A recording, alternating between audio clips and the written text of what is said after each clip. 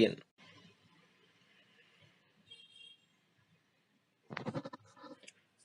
Metamorphoses of Rebellion, a fable. Once upon a time, there was a mule that prided himself on how much weight he could carry. He especially enjoyed carrying the enormous silver statues and candelabras used in the local church during religious festivities. His back was covered with sores, festering under the leather strips that connected the baskets on his sides, but he took little notice of them. Only one thing bothered him. Even in the agony of climbing up Mount Calvary fully loaded on Easter Friday, the weight on his back didn't seem heavy enough. The pleasure he derived from the pain was too brief, its promises too narrow to include his dream of ever reaching anywhere higher than the pinnacle of pain and pleasure at the top of the mount. He began spending his nights wide eyed, incessantly praying for a sign, a hint, a direction to point his desires towards. As it is known, gods in fables are merciful and cruel, and his prayers did not fall to a deaf ear. One morning, just as Easter was ending and his services were destined to fall into short demands for some time, at the exit of his stable, he encountered a sheep. The sheep greeted him joyously. "How can you smile, sheep?" asked the mule. "After you saw your master killing one of your lambs and serving his roasted carcass to his guests?" The sheep continued, savoring her smile for a while, then replied with warm and smooth voice, "Dear mule, how could I not smile? My master had to do what he did. My son had to be killed and eaten.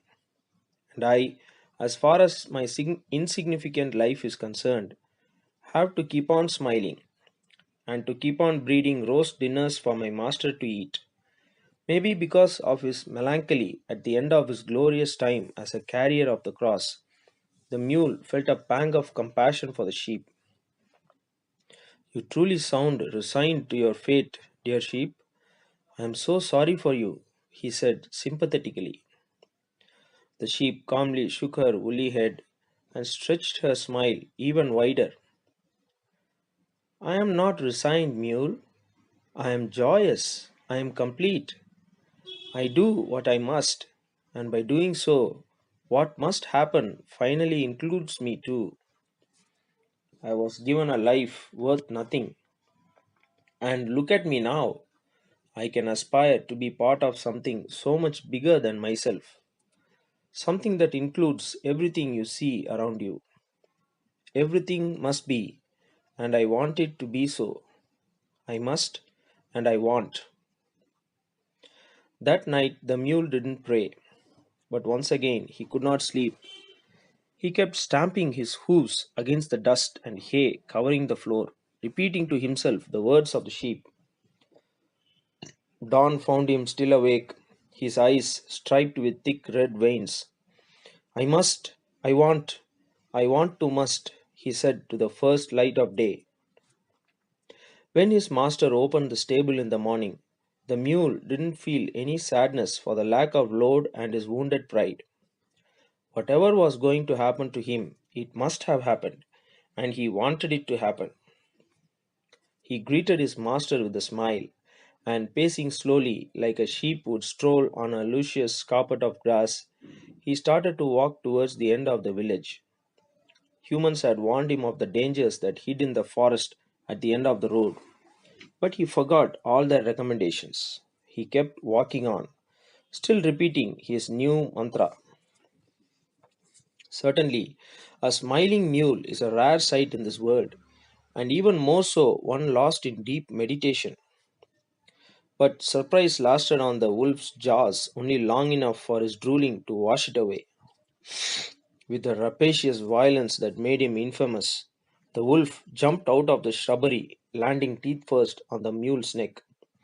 As the blood spread thick and rusty, the bubble of silence that sometimes surrounds a sudden death fell onto our two characters, enveloping them.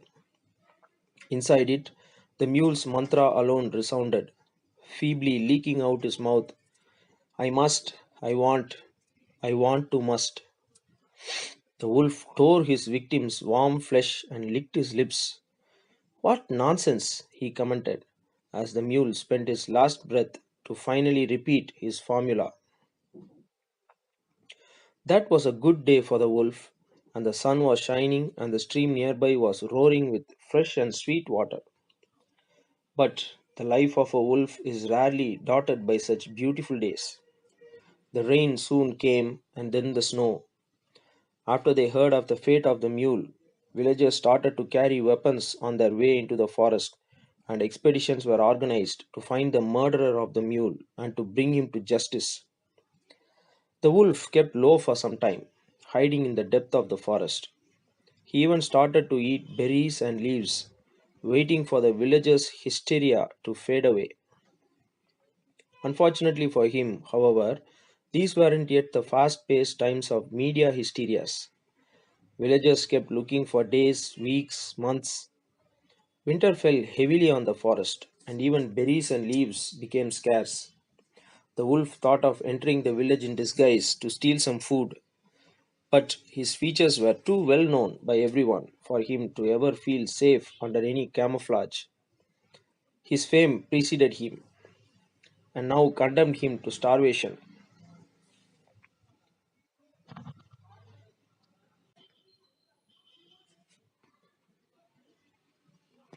Time passed, though it felt like it never did.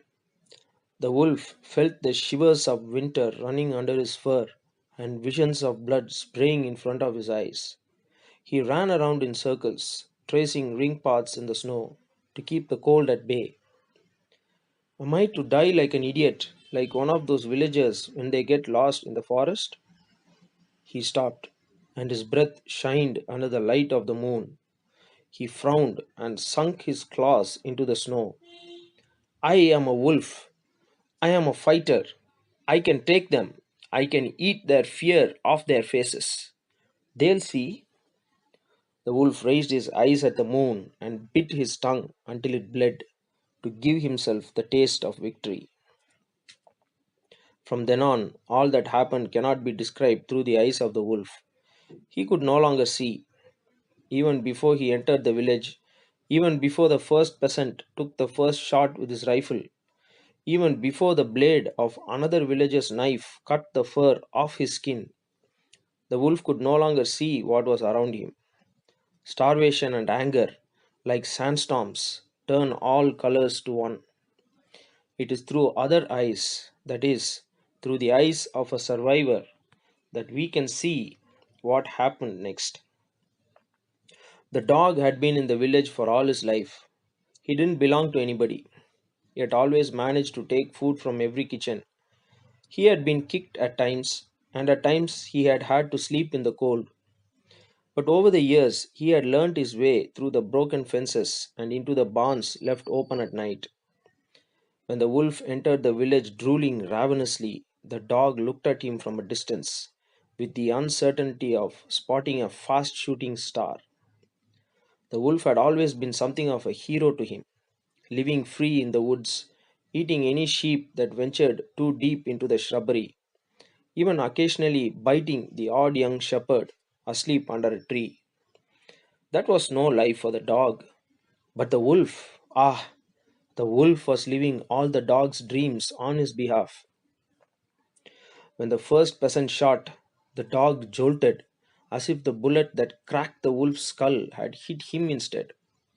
As the snow around the wolf melted around the warm flow of his blood, the dog stared intently at the villagers gathered around the moribund body. He took note of every face. A father cut the wolf's tail with his knife and gave it to his child to play with. The dog took note of both of their faces. That night, the village had a great feast in celebration of the just killing of a public enemy. Despite the bitter cold, villagers took their tables out of their homes and brought them to the square, surrounding the banquet with a circle of lit torches. There was roasted meat, potatoes, parsnip, bread, cheese, ale, and wine. The dog waited for the commensals to hit an adequate level of drunkenness before nipping in and out of the circle of torches, stealing all he could.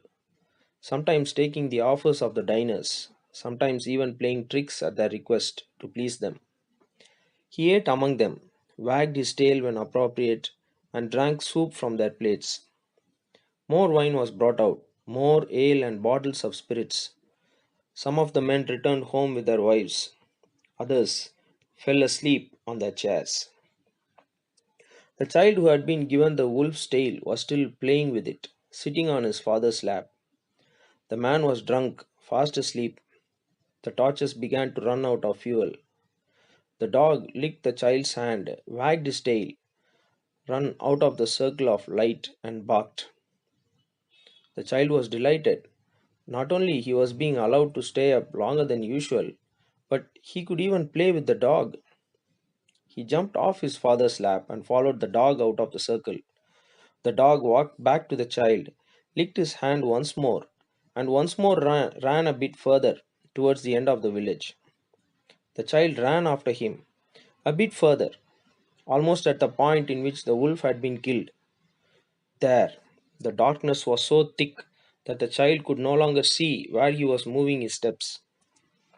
The dog could feel the child's joy quickly fading. He could hear his sobbing rising in his chest. A few more seconds, and his crying would call the attention of one of the villagers. The child kept the wolf's tail tightly in his hand, even when the dog clenched his jaws around his throat. When he cried, it was only the dog's mouth that heard him. Sinking his teeth in the child's flesh, the dog thought about the wolf, then about the trimmings taken from the child's hands just a few minutes ago. The child's body shook once violently, then no more. The dog walked to the end of the road towards the forest. When he reached the shrubbery where the snow ended and his traces could no longer be found, he howled at the moon, almost as a joke, almost as a mournful cry. The air was fresh and crispy. The moon was bright. He took a long detour through the forest, then strolled back towards the village. He passed through the usual maze of holes in the fences, back to the barn where the hay was the softest. He curled up and licked his paws. When he closed his eyes, a quick thought crossed his mind. That was the barn of the child's family. Sleep came on tiptoes, like a lover hiding in the night. The dog smiled and let it wrap itself around him.